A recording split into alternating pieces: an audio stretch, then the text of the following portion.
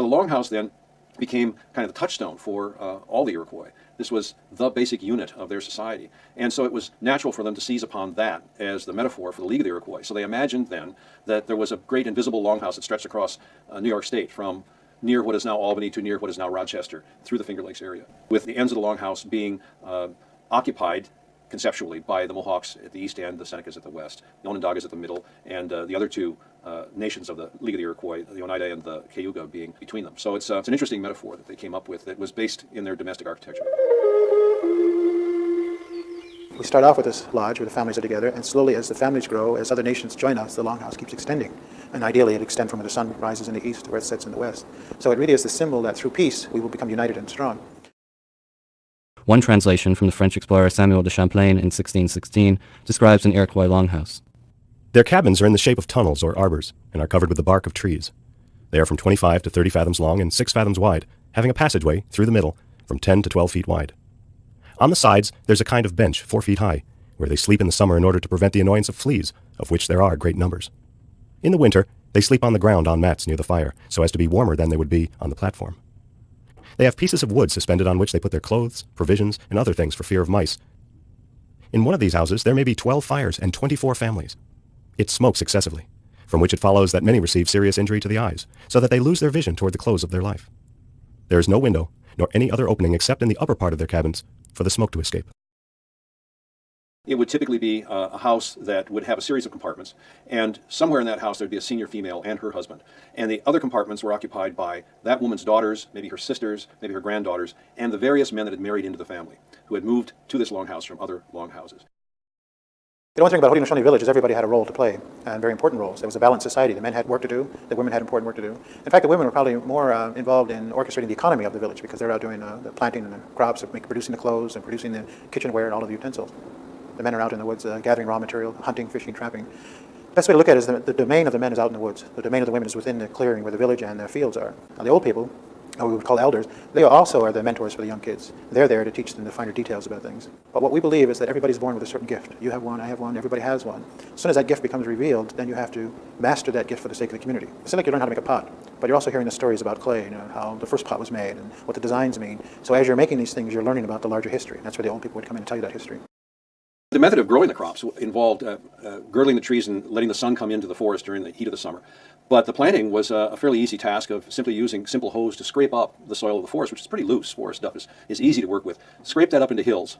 And those small hills were then planted with sometimes all three, but sometimes just one or two of their main crops. So certainly they'd put some corn kernels in the hill. They might put in some beans and they might put in some squash. Now these three plants worked together in a beautiful sort of way, not just nutritionally later on after they were harvested, but also while they were growing. The beans could use the corn stalks like bean poles. So the corn stalks provide support for not just the corn itself, but also for the beans that are twining up the corn stalk. At the same time, the squash spread out on the ground between the hills and shaded the ground and suppressed other weeds that otherwise would have competed with the plants. So they've got all three of these things growing together. Around the age of 10, the boys would begin traveling with their fathers instead of staying to help closer to the village with their mothers. These young men were extremely excited to be able to go on long hunting and fishing expeditions that might last for many days at a time. The old longhouse lifestyle was very hard. You had to do a lot of work, but at the same time we had a lot of ways for the people to entertain themselves. One of them was lacrosse.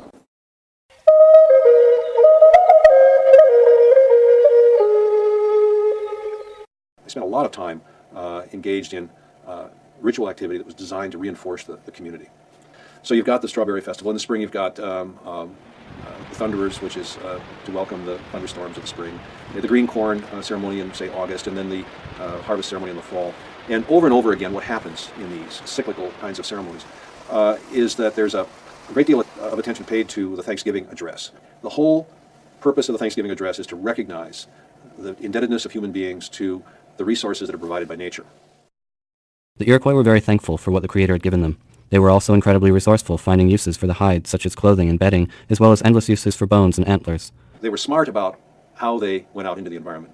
They dressed warmly as they could. They would stuff their moccasins with moss in order to give them some insulation. They wore leggings, and they wore long cape-like cloaks of beaver pelts stitched together. Those are pretty warm. But nonetheless, if you're going to avoid frostbite, if you don't want to lose fingers in the bitter cold of the depth of winter, then you just stay inside until it blows over. Now that can be pretty rough if you have an extended period of snowfall and cold weather you might find yourself starving. And the choice then is to either go out, try to find a deer, or to stay inside and starve to death. So it's, it's a hard choice. And mortality was pretty high under Aboriginal conditions for folks in this environment. In the middle of the winter was a time when they would be making a lot of their tools, getting ready for the summer, carving things. A lot of artistic expression is the consequence of having time on your hands.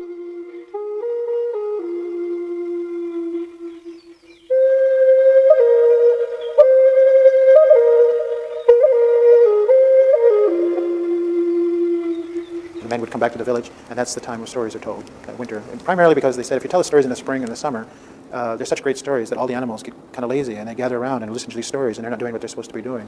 First of all, you know how drab the winters are here. You need these animated stories to enliven your spirit. So that's the time when you learn about what's going to happen.